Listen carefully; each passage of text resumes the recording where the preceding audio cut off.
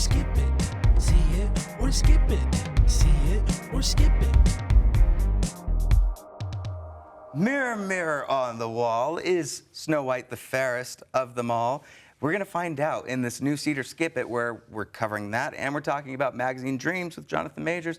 I am, of course, joined by Rebecca Frost. How is it going? Doing all right. How are you doing? I mean, it's a fun day when we can talk about a Disney property. Love a Disney movie. Hopefully we've got some positive with the negatives, but obviously Snow White is the big picture that's out this week. Not a lot of other things are going to be matching it as far as big budget films. Yeah, kind of a slow week overall for movies. This is starring Rachel Zegler, Gal Gadot.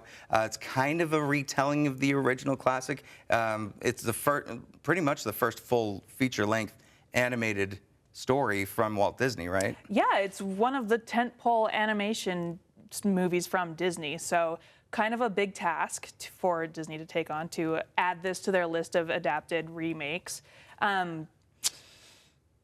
Well, I wish I had a lot of nice things to say about it, but I will say, Rachel Zegler, I would follow her into battle. I would follow her to the ends of the earth. I think she is a Disney princess. I think she does carry this movie, and she does a fantastic job in this and everything that she's ever been in. Oh, and she's a fantastic singer, too.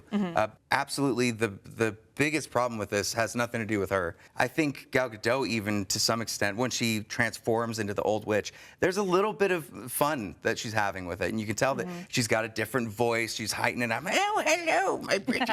and that's cool. But there's so many other things that aren't necessarily like horrible, but baffling and confusing. Yeah, the movie, it takes a step into, I think, the right direction of establishing a world for Snow White to exist in, right? Like, she is a princess of a kingdom. You know, we are introduced to her family and the kingdom at large, and her relationship with her family and the kingdom. And they had an opportunity to expand on that and make it a world that we are interested in learning more about. And I think they really fumbled the ball on that. Right. Well, and a Disney property, you can look at a lot of classic Disney films and think about a live-action remake and know that you're going to have to retool a lot of stuff that are happening, whether it be the times back then, just now it's not really an acceptable thing to do, whether it be the Jim Crow's things that were happening in, what was it, Dumbo? Yeah. That had the Jim Crows. Every story kind of has one of those things. And with Snow White, it feels like the studios had a big challenge with figuring out how Snow White doesn't seem like a damsel that has to be saved. Rachel Zegler talked a lot about that with her character and how she wanted to expand it. But I think the bigger problem is, or the thing that they should fix, is why is this queen, Gal Gadot, fixated on being more attractive than a 12-year-old girl? That is the problem with, you have this villain who's been the villain since 1920 whatever, and her driving force is being the fairest in the land. She manages to take over the kingdom, and she turns all the farmers into soldiers to protect her kingdom. Protect the kingdom from what? We're not introduced to any external forces that could potentially be a threat. We don't know exactly what the economy of the kingdom is like, right? We don't have a full grasp of what her end game is, except power and beauty. Well, and it's obsessive, too. Every day she's going to this mirror saying, am I still hot? Am I still relevant?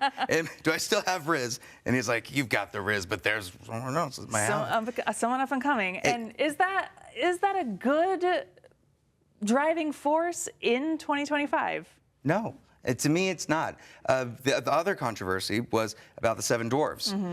Peter Dinklage went on record, I think it was on Twitter or something, where he was talking about how it's dated and it's overplayed, and he disagreed with the idea of using little people to be dwarves in this. I think that carried over because, I don't know, I've got a conspiracy about this. And before we go any further, I just have to say this is going to be a spoiler review. We're going to be talking about if you haven't seen a lot Snow of White. things in this, because I feel like you have to explain why there's some problematic things. The quick positives, though, is I do think kids will enjoy it either way. You can take your family, and it might still be a good time. Maybe the adults are going to have some challenges and looking at the plot details and wondering just what is going on. But the kids themselves, they're actually probably going to enjoy themselves. There is a lot for kids here. Towards the end, I think it does kind of slow down and kids might start to lose interest. But there's a lot of time spent focusing on the dwarves, which bright, colorful, musical, entertaining, and I think kids will really like that. But the question I have is which set of dwarves came first? In my opinion, I think this film is two separate films. The first one, and then the one after they got the test screenings and found out what they needed to change. The first film, I think, did not have any CG dwarves. I think the band of people that are around the new Prince Charming character were the original 7 dwarves. And they did test screenings, realized that was a big mistake, and then made Polar Express characters in the shape of dwarves to try to make that work. Interesting. There's a lot of time spent in this movie close up on the CGI faces of these dwarves. And personally, I find it horrific. Yes. Nightmare fuel, uncanny time. valley. I cannot understate how much time they spend close up on the faces of these dwarves. Total uncanny valley. Did not care for it at all. There's also a total missed opportunity because we get the Hi-Ho song, which is classic, and we follow them into the mines, which did feel like an advertisement for a ride at Disneyland as they're traveling through the mines. But we're introduced to the concept of they're miners. They are mining these gems. They have magic powers, which we only get a glimpse of for 2 seconds. Would love to learn more. Why are they so pressed about being late for work? Who are they working for? That's a great question. Who are they working for? Where do the gems go? Because back at the kingdom, Gal Gadot has a ton of gems.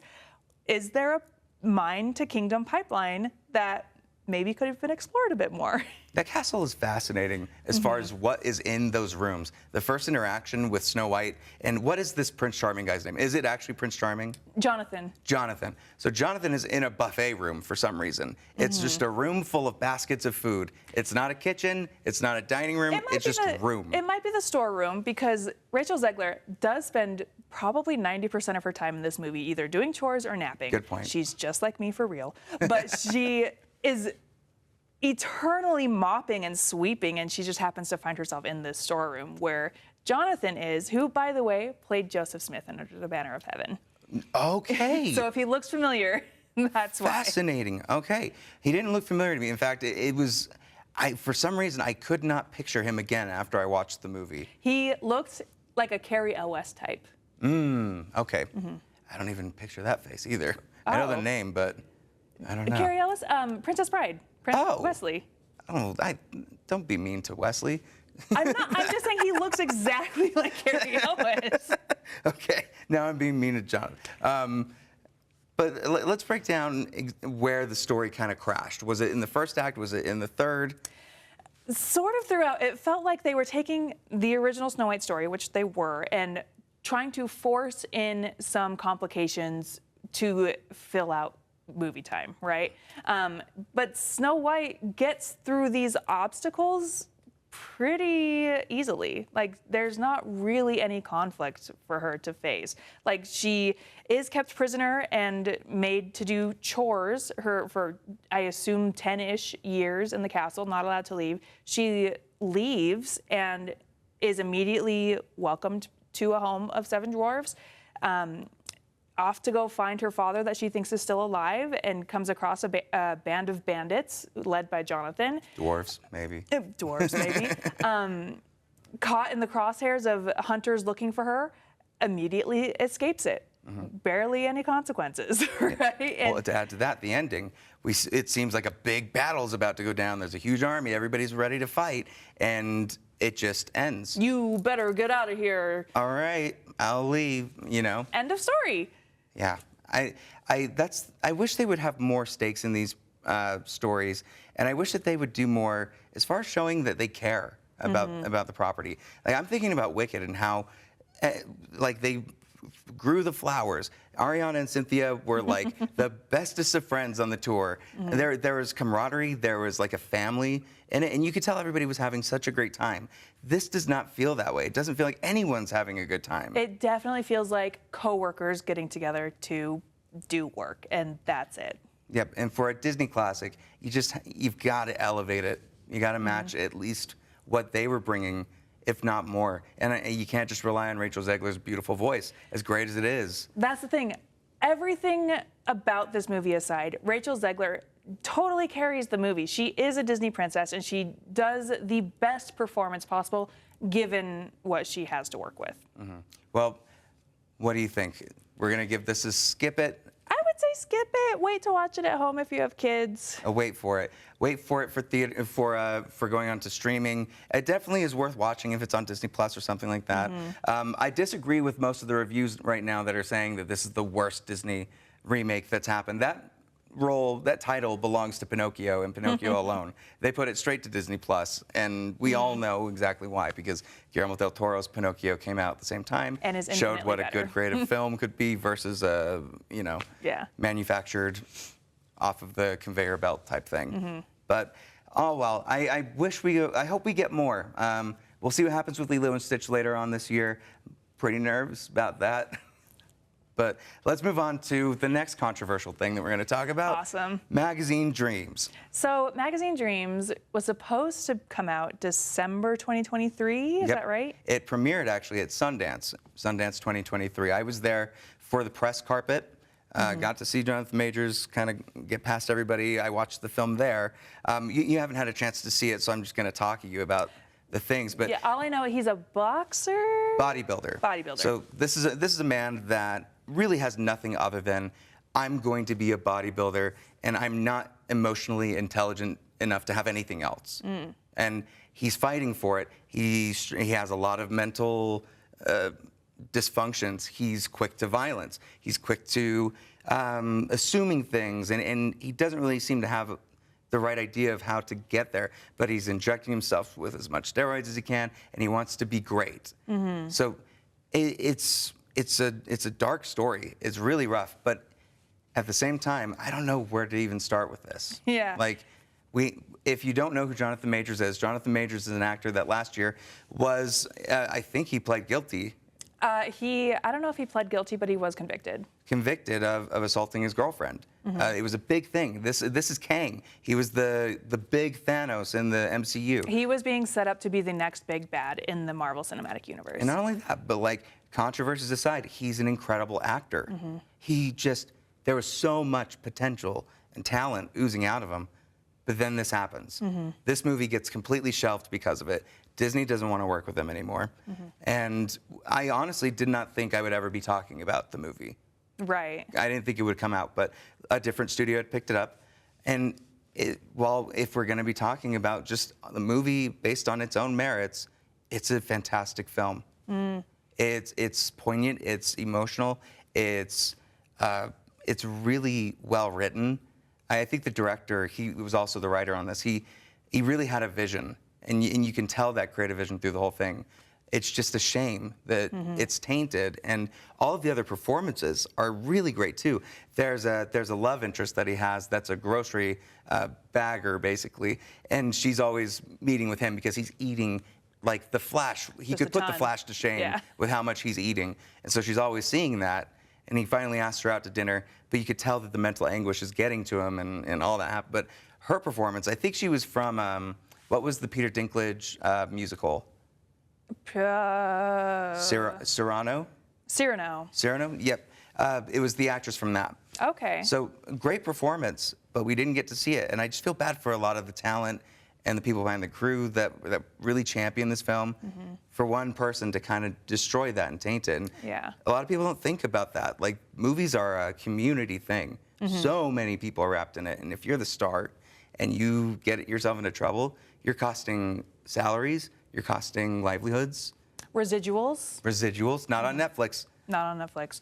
They pay all that up front. But yeah, it is disappointing because Jonathan Majors is such a phenomenal actor that it's really hard to look past what happens in his personal life when it is so public. Yeah. Well, I don't really know where to leave off on this because I don't want to necessarily, if you are interested in Magazine Dreams, it's out in theaters, you can see it. It's definitely a powerful watch and one that I think you will still leave saying that there were great performances throughout.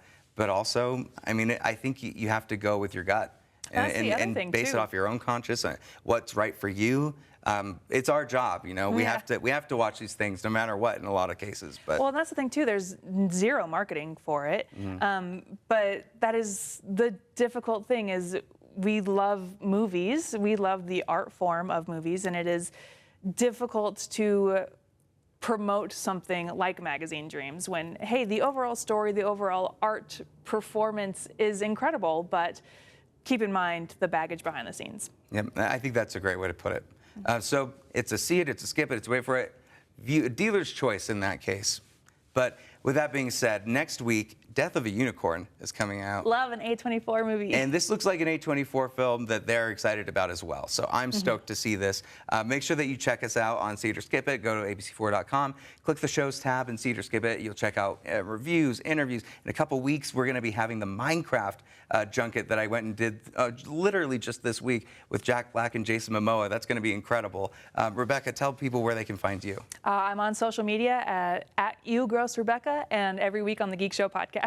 The exact opposite of gross, but the handle is, you know, who else would want a handle like it? It's amazing. Thank you again Not so much changing it. for everybody watching. We'll see you at the next review. See it or skip it. See it or skip it. See it or skip it. See it or skip it. See it or skip it. See it or skip it.